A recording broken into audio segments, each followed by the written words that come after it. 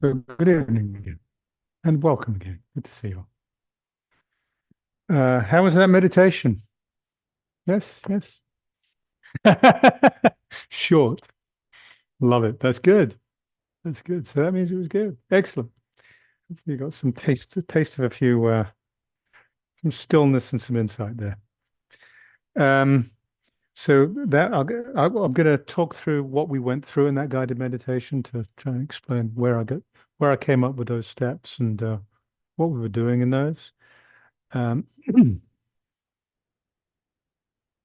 Before I get into that, I want to just kind of reground us a little bit on where we are. We're going on a journey here through just breath meditation through the ages. So I want to just reground us for a minute on where we are in that, and so how we come by this text, which is actually what we're working through.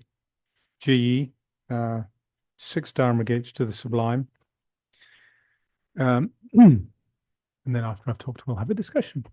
So we started the time of the Buddha with the Anapanasati Sutta, which is kind of the go-to text for breath meditation. Breath is what the Buddha was practicing. It's talked about as that's what he was practicing the night of his awakening. And breath meditation is really the central thing in all of our practice. It's what we come back to. It's what keeps us alive. It's just stable. It's still. It relaxes the body. It's really, really wonderful. The Anapanasati Sutta starts using breath to calm us. And having calmed us, it then moves into using breath to cultivate insight. Because that calming is beautiful and peaceful and it feels great, but nothing changes. We just have this great peaceful experience. And then we get off into the world and we've not actually learned anything. The insight is where we learn something and we change. So that's the important step that happens in Anapanasati, where you turn it around and you directly experience impermanence. I did not spend much time on the Satipatthana, which is the other text out of the Pali Canon that's often brought together. Those are the two central mindfulness texts. There are many, many mindfulness texts in the Pali Canon, but those are the two central ones because they distill so much and it's so concentrated.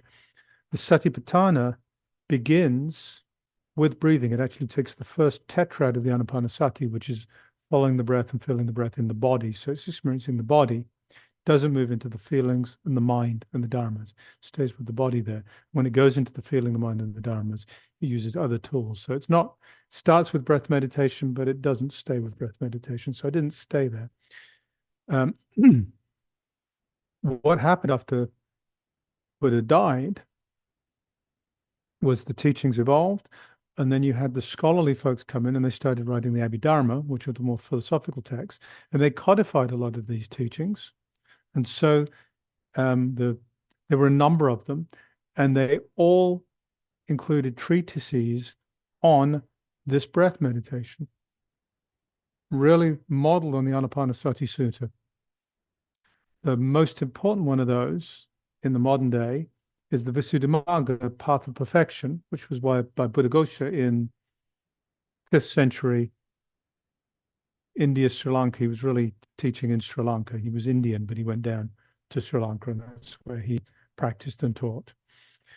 And so we spent a bit of time talking about the Visuddhimagga and the teachings in there. And one of the things that came out of there was there are the eight gates. We'll call them gates because it matches this. That he taught. Many of the other texts, they had six, the same six, which we're going to talk about here. There's a cross here because a few hundred years before Visuddhimagga, before Buddhaghosa, who wrote that, Buddhism started going north and east, and it ended up in China. And as all of these Buddhist texts landed in China, there's some fascinating discovery going on in China as they tried to understand and map this to their indigenous spiritual teachings. And coming out of this, there was great synthesis, great innovation. And one of the central figures was Zhiyi, who is the guy we're working with and who I'm going to talk about, who founded the Tiantai tradition. He was very as all major teachers are, he was very modest and he wouldn't hold himself up as the founder. He's actually held up as the third patriarch because retroactively they said, well, if he's a great teacher, his teacher must have been great. Oh, wow. And his teacher must have been great. So his teacher's teacher is actually the founder of Tiantai. But it was all retroactively applied. Zhiyi was really the person who founded this tradition. And he wrote extensively, and he wrote 4 great treatises, one of which is this one. I'll come to that in a minute. That was then foundational for all of East Asian Buddhism. So when we look at Chan, Vietnamese Zen, Zen in Japan, look at all of these traditions, they all were informed by and grew out of this synthesis. And so he actually came up with some sudden practices. This is a gradual practice, what we just did, but he came up with sudden practices, which is what Zen lands on. They really pull on the sudden practices, Chan first. But they're all pulling out of the same practice, and they're all really relying on this same foundation of breathing meditation. So we've got all the Indian stuff, and you've got this chunk of stuff in China, and then the Indian stuff goes to Southern Asia, and then we leap forward. And if you do some research on what the evolution of breath meditation in Buddhism, kind of stops here. And then we get to the colonial age, like 19th century. And so there was a reaction in Thailand and Myanmar and Southeastern Asia, where with colonialism, they felt their whole culture was under threat, understandably, because it was, right? So as the Brits and the French were stamping around in Southeastern Asia, there were reform movements within Buddhism to take these monastic practices and make them more accessible to the laity. So out of that, we have the insight tradition growing. We have other practices. So Goenka and the insight meditation tradition in this country, these all came out of that reaction to colonialism in 19th, moving into 20th century Southeastern Asia. So we'll talk a little bit about that at a later date, but this is really, we've done India, now we're doing this great pool of synthesis. And this text, the 6 Gates to the Sublime, is really a pivotal text in that. Because in this one, Zhiyi writes about all sorts of different forms of meditation, all sorts of practice. This is the one where it's kind of his anapanasati, where he's really distilling all of the breath meditation into one. So there are 10 chapters in here. I'm not going to spend as much time on each of the 10 chapters. We looked at the first one last week. We have worked with, and we'll talk about the second one this week. And then I'll skip around. I'll probably spend another 2 or 3 weeks looking at a couple of other chapters. So the second chapter here. So before I do that, the way he distills this, he has these 6 gates, hence the title. The 6 gates were the same 6 gates that were talked about by the Abhidharma masters in the Indian tradition. And there's 6 of the 8 that Buddhaghosa talked about. So Buddhaghosa sticks a couple more in. But it's really founded on this same set of 6. And these 6, last week we looked at them, each of those 6 as an individual practice. What can we do with each of these 6? Counting, following, which were the first 2 things we did tonight. Let me remember those. In this chapter, the way he looks at them is to look at them sequentially. So you do counting first, and then you move on, and then you move on, and then you move on. So I'm going to talk through these in this sequential manner that he's using in this practice, which is his chapter 2 here. So the first one, counting. So we count the breaths.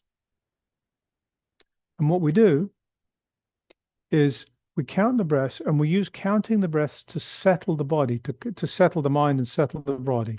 We bring our attention to bear on the counting, means we're excluding other factors, means these little bursts of concentration start to become more settled, become longer strings. So we're staying on the counting for longer and longer. Maybe we make it all the way to 10. Maybe we go through 10 and halfway through the next time before we wander off. So our threads of concentration are becoming longer and more stable. We're calming, we're settling, we're finding a place of peace. This is shamatha practice, calming practice. And in the Chinese tradition, that is called Zhi, which is stopping, calming, settling, which maps closely to, but not quite. It includes shamatha and goes a little bit further, but it's very closely aligned. So then what we did in this meditation practice was we said, okay, now let's look at what's going on with our counting. We're settling, we're becoming stable, we're becoming calm, we're becoming more subtle and refined.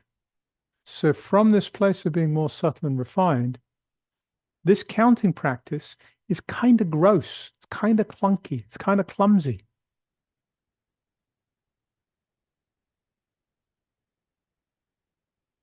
It's like we've been practicing sewing and needlework for a long time. We're trying to do a little bit of very delicate sewing, and we bring up this great big bodkin, this great big darning needle, which has got this big fat round point and this big hole that you can thread wool through. I mean, no, I want something, that's about the length of my thumb joint. It's really rapier thin with a tiny little hole at the tip. Much more subtle. All right. So we recognize that this counting that we've been engaging in is a fairly gross method. It's fairly clumsy. So we let that go and we become more subtle. Last week, we looked at that in a slightly different way. We recognize that there's a natural shift if we start up at the sensations at the nostrils. You can feel warmth when you breathe out, cool when you breathe in, upper lip or nostrils. You can feel the texture of the air going through the nostrils, somewhat silky, somewhat smooth. So there's a sensation up here. But as you settle, as you calm, as you pay attention to that, this calming happens. And as the calming happens, the breath becomes slower and more subtle. So that sensation just kind of fades.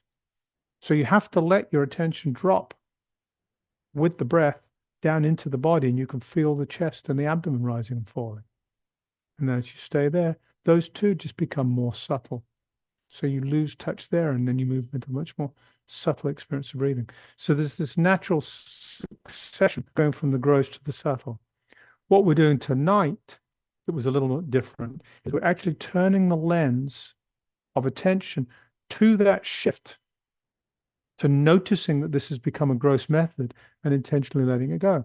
This is shifting from the act of calming to the act of insight. Oh, look, let me look at my method.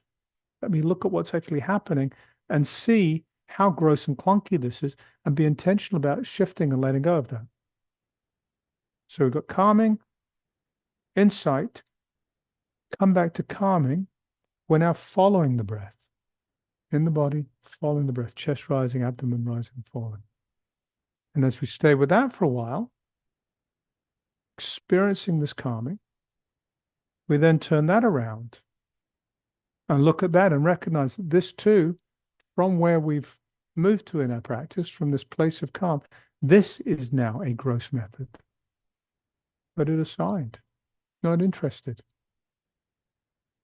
We're developing a more and more subtle level of discernment of what's going on in the body and how to regulate what we're engaging with.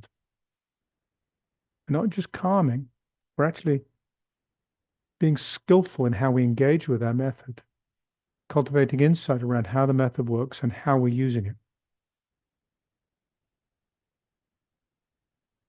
So that was counting and following. We're then shifted to what he calls stabilization. Actually, there's a Chinese word for it that I don't know, but translate as stabilization. And that's recognizing the stillness in the body. Just the stillness that's under everything.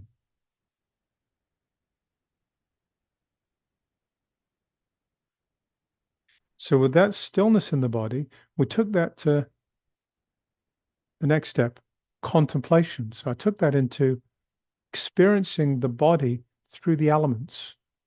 And these elements, as we've talked about before, these elements aren't comparable to the periodic table. Like these are the things that logically make us up. These are experiences. These are qualities. So earth has qualities, water has qualities, fire has qualities, air has qualities. The quality of earth is solidity, weight, groundedness. So what we did was we experienced these qualities. We shifted our attention to experience these qualities. Again, the paying attention to that concentrates them, continues to concentrate the mind, continues to settle the mind, continues to amplify peace, pleasant. And then we turn our attention to what's really there. And we recognize that this thing we're resting in, this stability, this solidity, this groundedness, this weight, isn't something I can actually really hold out. It's a perception. It's pure perception. So there's nothing there to hold on to. So we let that go because it doesn't disturb us. So again, insight. We've shifted from this tool for calming to using it as a tool for insight. So we're stepping through this sequence of 6, each one more subtle than the one before. Each one we use to bring a level of calm. And rather than just slipping through this continuum to the next level of calm and the next level of calm and the next level of calm, we're taking a chance to turn it around and look at what we've just done, look at what's going on, and see impermanence, insubstantiality. Nothing to hold on. Let go. Okay?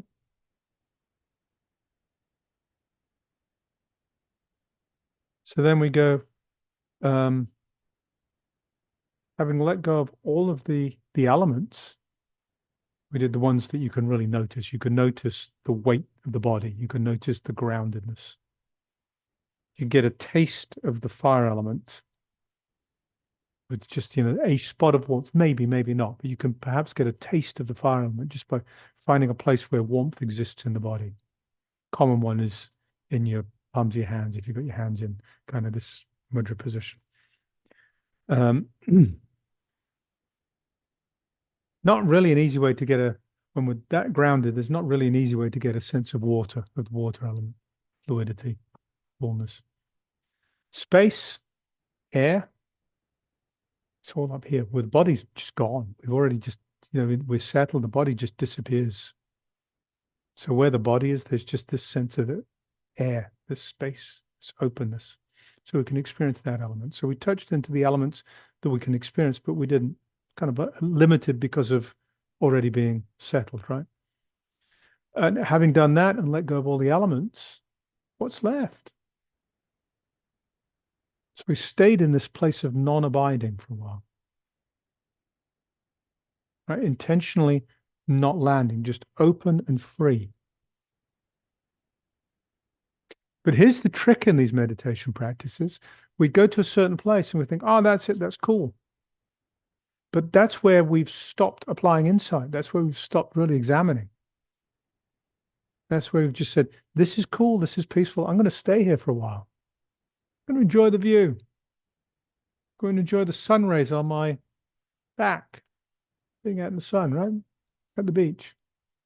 It's very nice, but you've just stalled. You've just stopped in that place, enjoying the scenery, not doing any work, not growing, not developing your practice.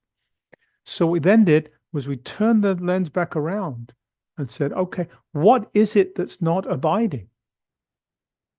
We're talking about non-abiding here. What is it that's non-abiding? This is the me that's non-abiding. What is this me? It's mind. And the me is actually attachment to the mind. It's not mind itself. Mind itself is fine. Mind does what mind does. The mental process is our cognitive mind. That does what it does. It's just fine. The problems happen when we start to hold on to something.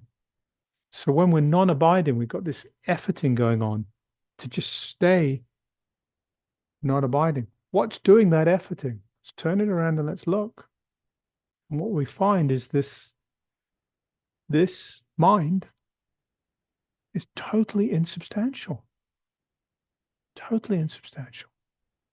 Thoughts come from nowhere. Nowhere's not quite right, but thoughts come and we can't find where they come from. It's not nowhere because that's in opposition to somewhere, but we can't find where they come from.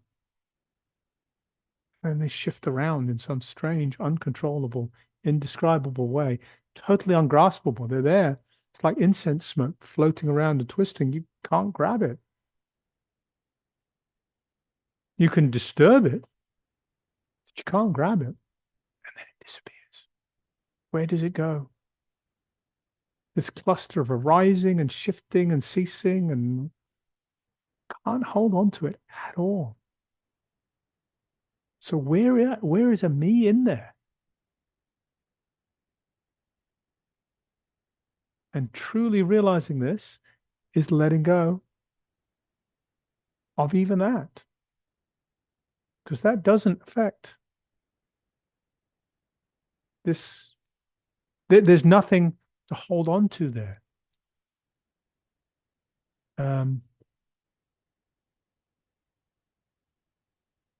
All there is when we see through that is just openness. And yet, this moment-to-moment experiencing.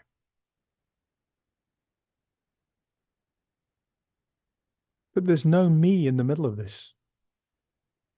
There's just complete freedom.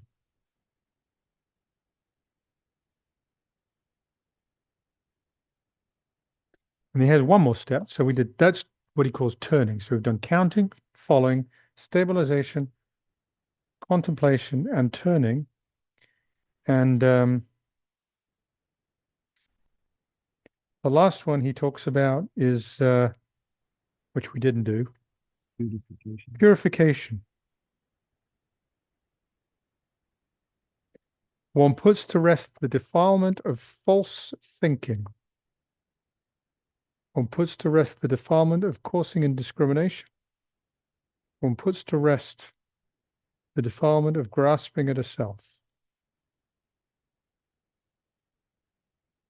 So this is kind of an indescribable, we've let go of everything and what's left. Let go of that too. Just let go of that too.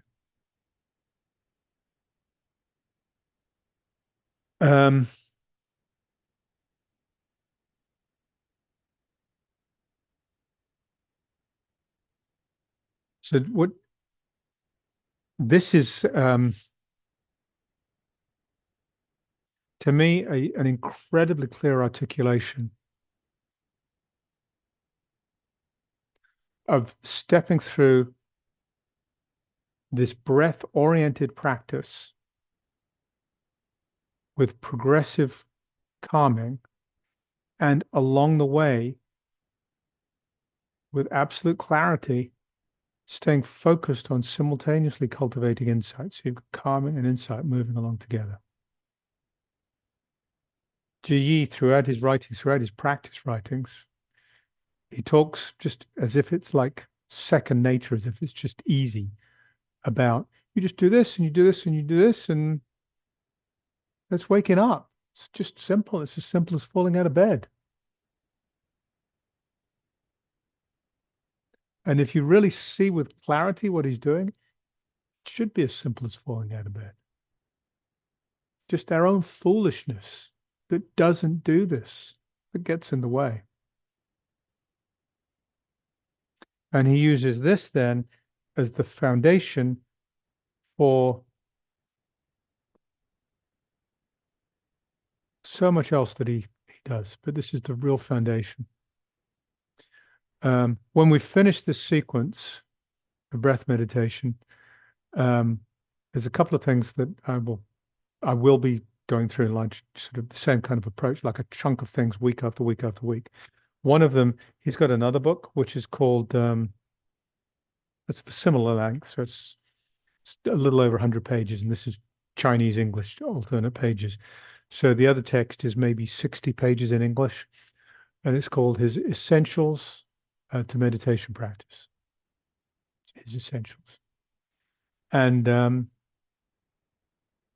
it's in the same manner, it's his distillation of everything that's come before. So he steps through the precepts, the hindrances, and the real basics of how we need to engage in practice, what the first primary basic steps are.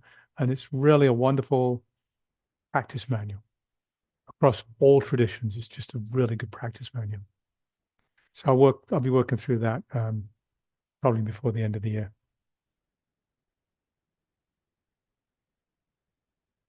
But for now, let's pause there. I'll stop recording and let's have a conversation. What does this bring up? Questions, comments, reflections?